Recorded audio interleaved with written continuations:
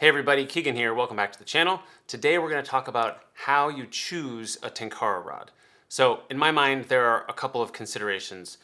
One, what does the water that you're fishing look like? Two, what kind of fish are you trying to catch? How big, what species, etc. Tenkara rods can be used for everything from 2-inch fry up to like bonefish in salt water. So there's a wide range and you got to know what water you're targeting and how big those fish are, what species they are, how much they will fight, all that stuff. And then there's other considerations like what's your budget? Are you a beginner? Are you more advanced? So I think that's a good place to start. Let's start breaking it down in terms of beginner versus advanced.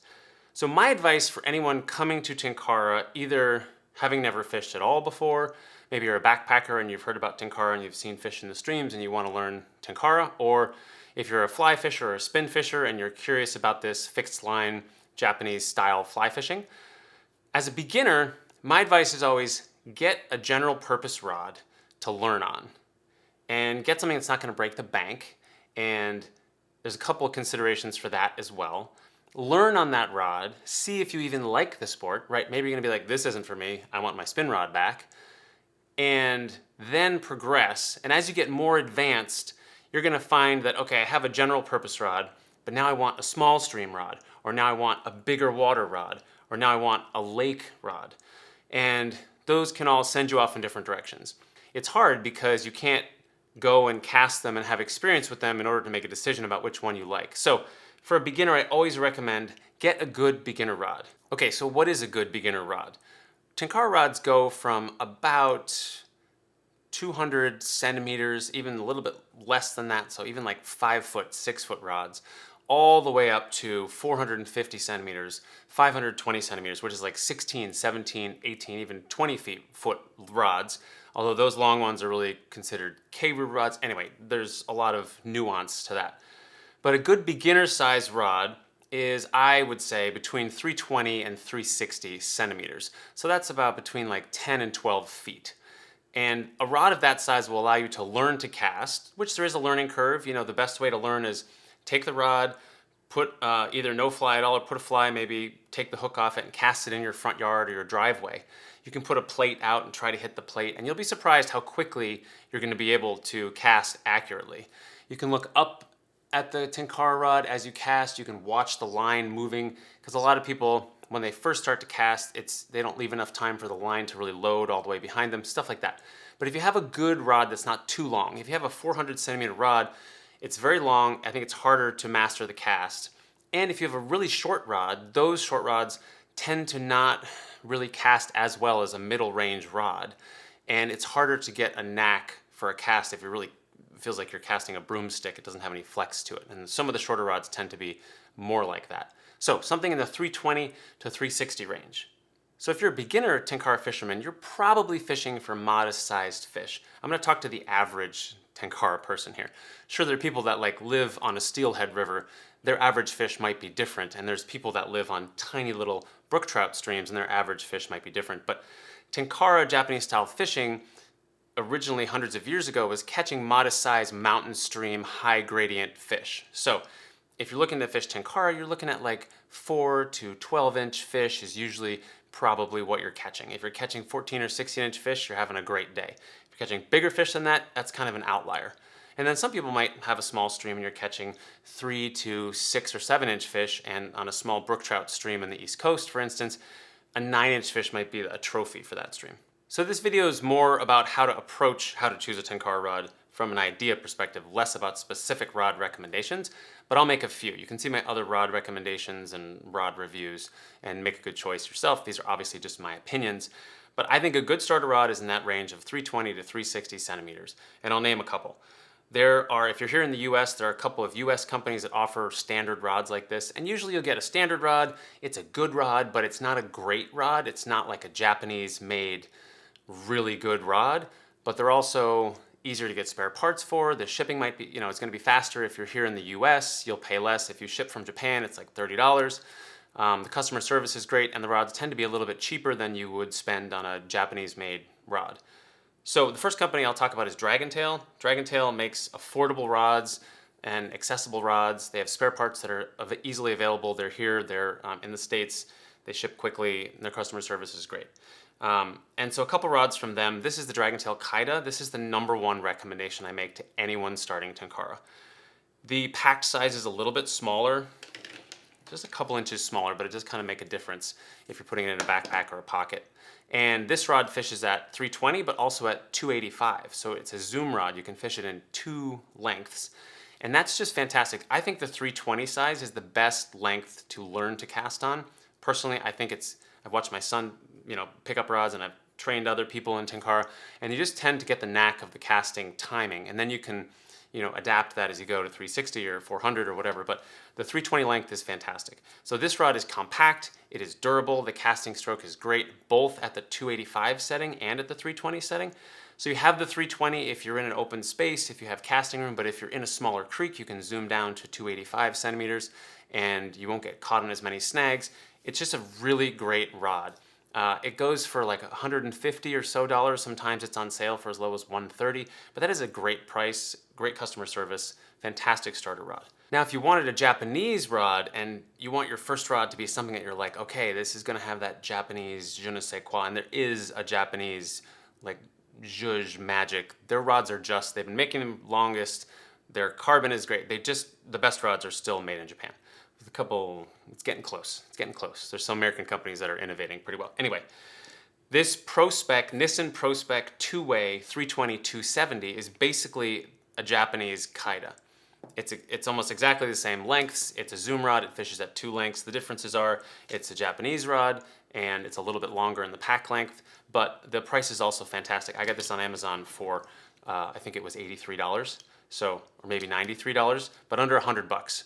Now, if you break this rod, you're gonna have to buy another rod or try to find parts in Japan and then have them shipped here, so it's not quite as convenient. But if you want to try out a Japanese rod, this would be a great starter rod for you. Nissin ProSpec Two-Way. And I like the 7.3 flex. They make a 7.3 flex and a 6.4 flex. Those numbers tell you how soft the rod is, and it's basically saying that a 7.3 flex is in the top 30% of the rod, whereas a 6.4 you're gonna flex further down, and a 5.5 even more, like half the rod will flex. So it's a rough estimate of how soft the rod is. And for small streams, I like a 7.3 flex because it's easier to immediately gain control of the fish and then steer the fish if you have overhanging branches and rocks and twigs and logs they could run under. I feel like I'm more in control of the fish. If you're wide open, if you're fishing a pond or a lake, that's less of an issue, and it's actually more fun to play the fish with a softer rod. That's an aside. A couple other quick examples of great starter rods. If you want to stay Japanese, this is the Nissin Airstage Fujiryu 330 in the 5.5 flex. So it's a softer rod. It's got a wonderful wooden handle, and it's 330, so that's right in that range of 320 to 360. They also make a 360, but again, I would recommend if it's your first rod to stay with something a little shorter. The pack size is also shorter. It's more like the Kaida in terms of the pack size, which is nice. It's a wonderful rod. It's on the softer side, but because it's shorter, it doesn't feel too soft. It's just really a fantastic rod, and you can get it for cheap, so $150. When I say cheap, I mean like under $200 for a Tenkara rod is on the less expensive side. Over $200 is on the more expensive side, and like under $50 is very cheap, and probably you're gonna get what you pay for in that segment. So going back to Dragontail for a second, their premium brand is called Nirvana on the Fly, and they are making their Kokoro series of rods in Korea with, I think, Japanese carbon or something close to Japanese carbon, and these Kokoro rods are approaching the Japanese. Now, I wouldn't even say approaching, I would now say equal to some of the Japanese rods. If you were blindfolded, you may not be able to tell the difference. So the Nirvana Kokoro rods, if you were starting out and you had a little bit more budget, these are in the $200 range. The 320, they offer a 320 and a 360, and I think they will offer a 400 pretty soon, but the 320 would be a great learning rod. It will spoil you because as a first rod, it's a very, very good rod. The casting is amazing. I mean, everything about the rod is great, and it will spoil you, so be careful, because once you fish a really nice rod, it's hard to go back, if you will.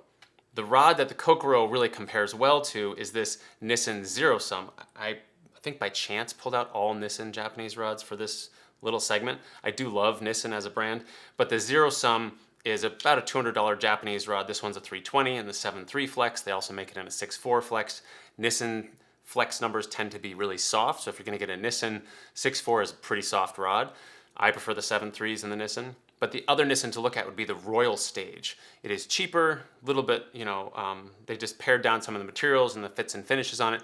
But the Royal Stage from Nissin is a fantastic rod to start with in the 320 length. That would be another rod that I would recommend to a beginner. Okay, you got your first rod, you casted, you practiced in your driveway or your backyard, you went out to your local water, and you're having fun, you're loving Tenkara, and you're looking for the next rod. So for a second rod, I often advise people to get a longer rod. If you learned on a 320 is a fantastic all-around size. You can take it to a lake, you can still fish it there, you can put on a super long line. You can put a 20-foot line on a 320 rod and cast it into the middle of a lake. You can hit larger waters with it, and you can also use it on shorter, smaller, overgrown streams. The reason I recommend a long rod as a sort of next place to branch into is it really leans into one of the Tenkara advantages. If you have a long rod, you have a long distance that your line can be off the water in between. So if you're fishing a larger river, there can be a giant, swiftly flowing current coming through the middle of this triangle. This would be the line going down here.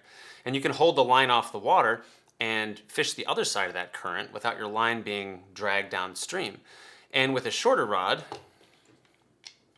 obviously your triangle is a lot smaller. And so if you start with a short rod, it's great for small streams, great to learn on. The other thing I didn't mention is when you're walking around the stream and you could possibly get caught in branches as you're moving, sometimes it's best to collapse the rod all the way so you don't break it. Other times you leave it out and you're just careful. It's way easier to learn to navigate stream banks with a short rod. If you have a 400 centimeter rod and you're out there, it's a lot harder to learn how to do that. But the long rod will allow you to fish bigger waters and often catch larger fish too. So if you have a 320, I would say then look for a 400 centimeter rod. Look at the Dragontail Ragnarok 400 or the Oni Honryu 395.